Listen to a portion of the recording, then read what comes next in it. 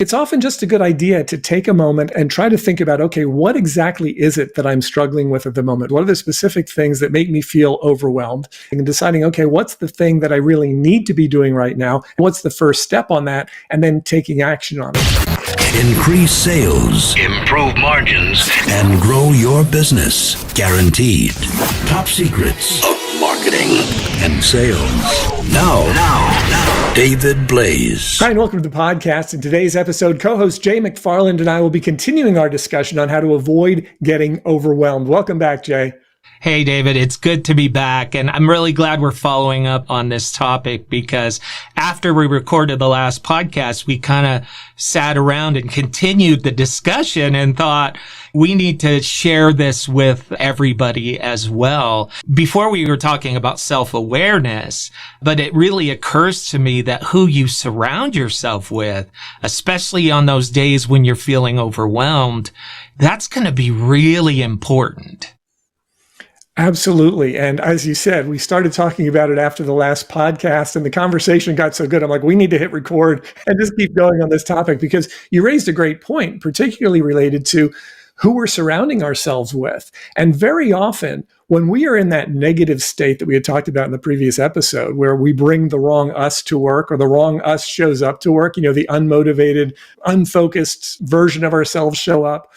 When we do that, we limit the kind of people that we're even going to be able to interact with because most other motivated, focused people don't really want to be around that version of us. And so the more we bring that version of ourselves to work, the less likely we're going to be to get in front of other people who are going to help pull us out of whatever it is that we are stuck into.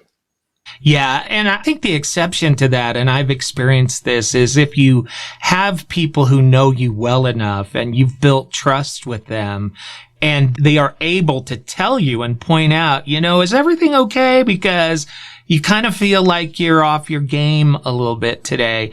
If you surround yourself with yes men, then you're not going to get that.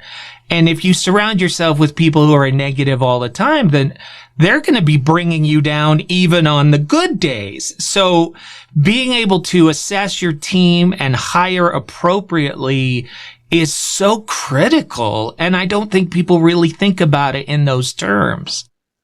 I agree completely. I also think that when people tend to give into those emotions, when they give into the overwhelm and they just basically withdraw and say, no, I can't do it, I'm out. At that point, what are they leaving to themselves? I mean, they're really leaving the opposite. And there are people who will unintentionally feed into that.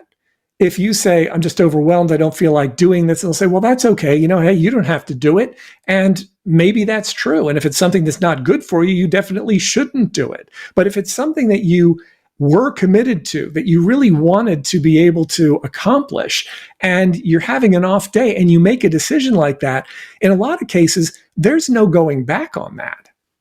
Yeah, you're exactly right. And so in that point, you need somebody to say, look, this is really important. We planned this out.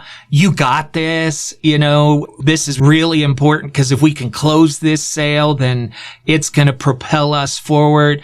Man, if you can surround yourself, at least have one person on your team like that, what a game changer. But I think when we're interviewing people, we're thinking more about, will they be able to accomplish a specific task?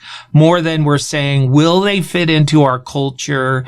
And will they be somebody who brings me down or brings me up and helps move the whole team forward? Yeah. And even in our personal lives, there are times and there are people in our personal lives where we may not be able to share exactly what we're going through or what we're dealing with. I mean, there are people who, if you tell them about something that's bothering you, they're either going to then tell you about 10 other things that they're dealing with that are a lot worse, or they're going to tell you that why what you're dealing with isn't that bad, or they're going to tell you that because of what you're suffering with, now it's going to make it worse for them because now they're going to be worried about you. Right? There are all kinds of things that can happen in that regard. So your point about at least having one person you can go to be able to say, hey, listen, this is what I'm struggling with. What do you recommend?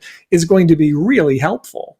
Yeah, absolutely. And it reminds me, I don't know if you remember the old Saturday Night Live skits, Doug and Debbie Downer, who were at work, and everything they did, they would just find a way to make it worse. I've worked with Doug and Debbie Downer, and it becomes very hard to maintain momentum when you have those people. It's a fine balance. You want somebody who can see the other side and give constructive criticism, or somebody who's just always negative. And I think that as an owner or a manager, you have to be able to identify how that person is affecting the team and let that person know. And if you can coach them through it, great. If not, they just may not be a good fit. Absolutely. So looking around and deciding, okay, who am I interacting with? Who should I be interacting with? Who could I be interacting with to be able to help me out of whatever issues I'm dealing with in terms of feeling overwhelmed? That's a big one. Another one that you raised in our time between the podcasts was the idea of utilizing delegation. So let's dig into that a bit. Yeah, also so important, especially if you're starting out. We've talked in the past about doing the things that's most important that only you can do. But if you're on your own, or if it's you and your wife, starting out, you have to do everything. But it's not true in today's world anymore. It is so easy to hire a part-time virtual assistants. There are websites like Upwork or Fiverr that I've used many times now because I realize doing this one task is something that I shouldn't be doing because there's so many other things that are more important for me to do. And so I think people often think, well, I don't have money to hire a full-time or part-time employee. Well, you don't have to in today's world. And I love that. Yeah, that's exactly right. You really can find most of the skills that you need in a way that is affordable and temporary. I know for decades, a lot of the people that I worked with in the promotional products industry really struggled with the idea of being able to get additional help. Where can I find somebody to help with sending out invoices and that type of thing? Because 20 years ago, it meant you had to hire someone and have them sitting there in a chair in your office doing the work. Well, that is now no longer the case at all. It is so easy to delegate work to temporaries or virtual assistants who can do it from wherever they are as time allows. And you get the benefit of being able to just utilize whatever time they have to do it without having to pay them to be there for 40 hours a week to do what might just be a 5 or 10 hour a week job. Yeah, such a great point. But the other part of it is that's their skill set. That's what they do every day, right? So if you're doing it, it's probably not your skill set. It's something that you have to do, you don't want to do.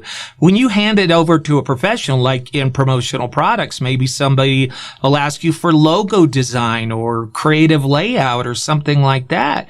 If you're not a graphic designer, or even if you are, I've had stuff produced on Fiverr that it's amazing because there are so many talented people there. So you can improve your product and get things off of your plate at the same time.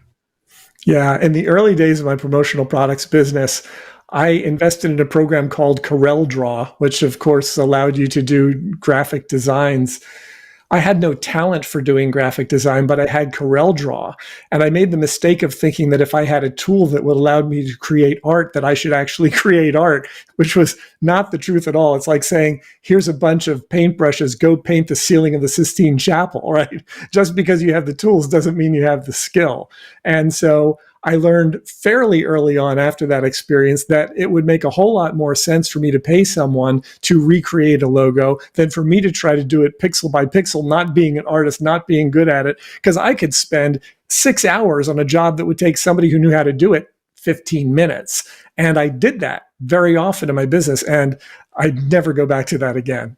No, and you don't have to, and the product is going to be better. So finding those little ways to offload things that you shouldn't be doing. I always feel like your goal should be doing the things that only you can do. And then if you can delegate the rest to other people, you're going to have fewer of those days when you're overwhelmed. But then probably the subject of another podcast, how do you then keep that team moving forward? How do you delegate and follow up?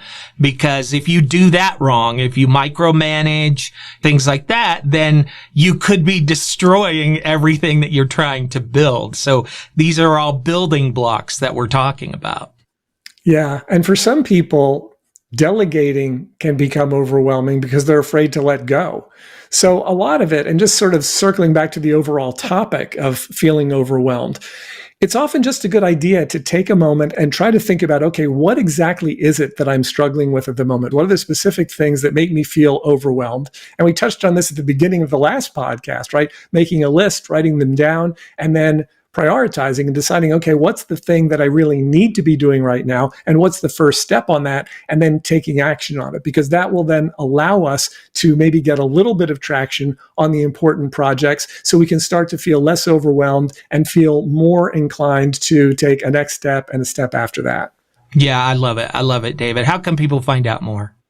Well, you can go to topsecrets.com/call. That's topsecrets.com/call. Schedule a call with myself or my team.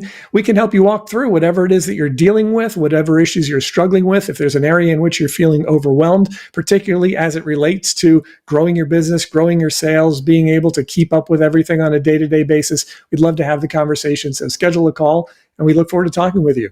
All right. Such a pleasure. Thanks for talking today, David. Thank you, Jay. Increase sales, improve margins, and grow your business. Guaranteed. Top Secrets. TopSecrets.com.